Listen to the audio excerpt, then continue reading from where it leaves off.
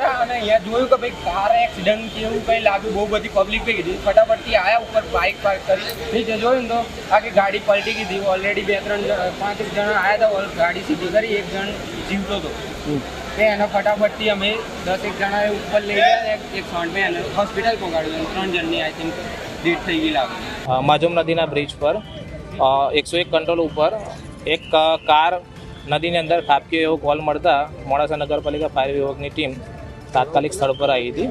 એક ભાઈ ઇન્જર્ડ હતો, જે ભાઈને સાર્વજનિક હોસ્પિટલ ખાતે રવાના કરેલો છે અને 3 વ્યક્તિની ડેથ હતી, જેમને સાર્વજનિક હોસ્પિટલ ખાતે બહાર કાઢી અને પોખતા કરવામાં આવ્યા. એટલે પ્રાથમિક દ્રષ્ટિએ એવું લાગે છે કે એક કાર છે જે શામળાજી તરફ જાય છે. આ બાજુ આ ધનસુરા આવેલું છે, આ મોડાસા બાયપાસ રોડ છે, ત્યાં એક બ્રિજ છે. એમાં બ્રિજમાં કદાચ કોઈ પણ રીતે ગાડી પરનો કાબુ ડ્રાઈવરે ગુમાવી દીધો હશે અને જેથી કરીને ગાડી છે નીચે ઉતરી ગયેલ છે.